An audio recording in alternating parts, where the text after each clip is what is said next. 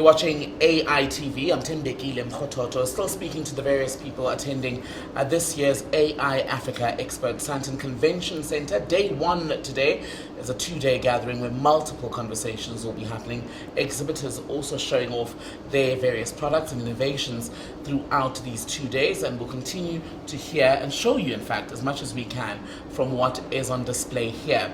Now, in keeping with the theme of various conversations and meeting as many of the people who are attending as possible, we're speaking now to Nicky Verd, who's an author as well as a speaker on issues around emerging technologies, including artificial intelligence. Nicky, good to see you. Welcome to AI TV.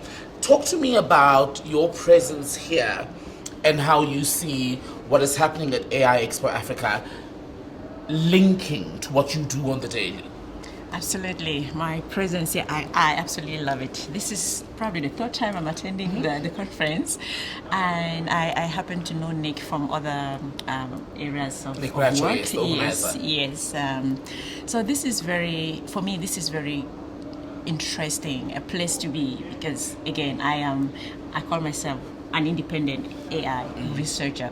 So when I'm at a place like this one, it gives me an opportunity to understand what is happening in the world of AI. What are the new trends? How is it changing? And as a speaker who is empowering other people around these topics, then it's a learning place for me where I get to learn and then also empower people. Okay, these are the new trends, these are the changes happening. And it's not always that you can walk into a venue like the Sandton Convention Center and meet hundreds of people who are all experts in something, right? Right. And what do you think has been your biggest learning in the 3 years that you've been attending? Yeah. It is one, the awareness it is creating around artificial intelligence when it comes to Africa, right? So it's a great place because the more people hear about artificial intelligence when it comes to Africa, the more they will get comfortable that, I guess this is happening and it's also affecting the continent. I remember giving a keynote in Nairobi and someone put up their hand and said, Nikki, these are not topics for Africa. Africa is still in the third industrial revolution, right? So in their minds, they think that these are still Western concepts. So when there is a platform like this, which is very much focused on AI, on Africa, it makes me happy because, again, the more it is happening, the more awareness it creates. And those people with that type of mindset that this is not for Africa, they eventually realize this is actually for Africa if there is a platform and that And focuses. are you seeing, Nikki, that mindset change when you consider that for much of the continent, people are still struggling with bread and butter issues? Yeah. Even the basics that were introduced in the last decade, 2 decades, in some areas are still not available. Absolutely. I mean, we are not also blind to the challenges that are on the continent, right? So even the person who had said Africa is still in the very, very much in the third industrial revolution, they are right in a way, However, the change that is happening in the world today, if Africa doesn't embrace artificial intelligence right now at its infancy, in my opinion, things are actually going to get worse for the continent. Because for me, this is an equalizer.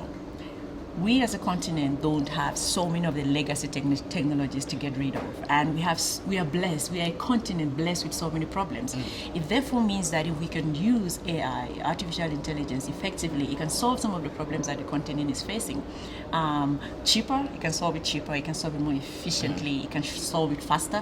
That is the beauty with AI, right? Why take years and years of building a bridge, for example, or a road, for example, using old tools?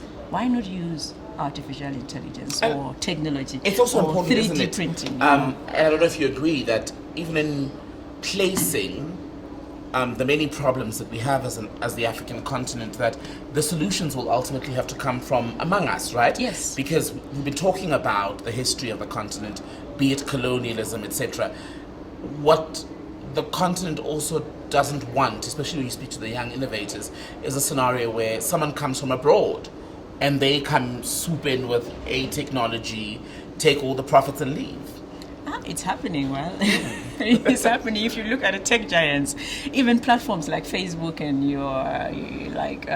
Twitter, and all of the big platforms, right? Where is the data sitting? It's not here on the continent. It's sitting outside the continent, So they know more about us than we know about ourselves.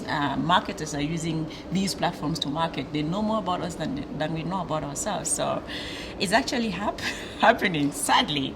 However, the young innovators can come up with solutions like, how do we solve this problem? Again, like I mentioned, we are blessed with so many problems. So the innovators, is an opportunity for innovators on the continent. Okay, this is what we have is happening on the continent. How do we make sure, maybe when it even comes to policy, how do we make sure that we protect our data as a continent? How do we make sure that we leverage on data as a continent? And then it comes from innovation and the people, the young people that are actually looking at solving African problems using AI. It's an opportunity. At the end of the day, AI is an opportunity for the continent. And you're an author, a speaker. When you do encounter people who, like you were saying, tell you that Africa is still in the third industrial revolution and we shouldn't be speaking about artificial intelligence, what sort of talk do you give to them? How do you change their minds and convince them that we need to hop along? Absolutely. I remember in this particular case asking the guy, what phone is he using? At the time, he was using iPhone 11 or 12, I think. That was the latest in the market at the time, okay? And I asked him the second question, when last did you go to the bank? He's like, he can't remember, he does his banking on his phone. I'm like, that is AI. That's modern life. Technology, that is modern, right? So you were actually much more advanced technologically, or AI, than most people in the room, because some people don't have the latest iPhone like you. And some people are still probably using, going to the banks to do that. But you are so comfortable with this. So the whole idea is that people they enjoy the benefits that technology brings, but they don't like the consequences, of course, which no one likes the consequences, right? Because when they're bringing topics like that, it is usually around, oh, AI is going to steal our jobs. That's why we don't want it. Yes, it's going to replace labor. But the convenience, okay, do you want to give up your iPhone? Of course, no.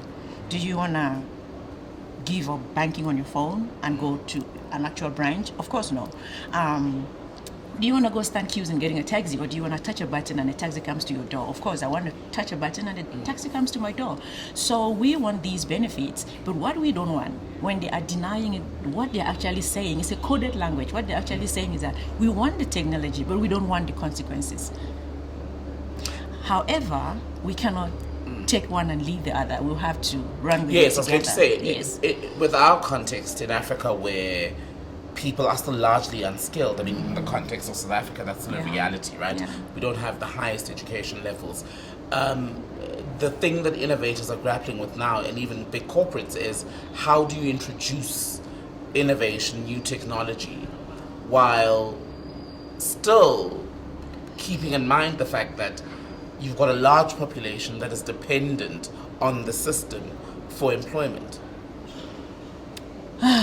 That's a hard one, because so far, the idea that you go to school, you get a certificate, you get a job, that's what they're still selling to everyone. I mean, from primary all the way to university. But I think that language needs to start changing at some point, because there are not enough jobs to go around for everyone. They need to start teaching people to be innovators. And I love the way you keep using innovator over and over, right? That is the language that we need to start using, innovators, instead of job seeker. Then it changes in the minds of people. Like, okay, I need to be an innovator instead of a job seeker. Okay, what do I need to do? What are the opportunities that I can use AI to be able to innovate? Solve problems maybe within my own community, solve problems within my country, and maybe continentally, right? And why not globally? So when we start changing the language on how we speak and how we educate kids, they will be able to come up with solutions that the continent is facing. If we stop telling them, you know, when you graduate, you're going to get a job with it, like from a very young age, using this type of language you're talking about, innovators, it can actually, the mind. One of the things I say in my book is that the mind is where the revolution begins, right? So if it doesn't affect people up mentally, they will struggle in this age and time. So once you're able to make the shift first mentally, then digitally it's easy to integrate. But the shift has to first start in your mind. Nicky Verd, so good to speak to you. Thank you so much. Good to have met you. Author and speaker on emerging technologies, including artificial intelligence. Nicky Verd, one of the people attending this year's AI Expo Africa.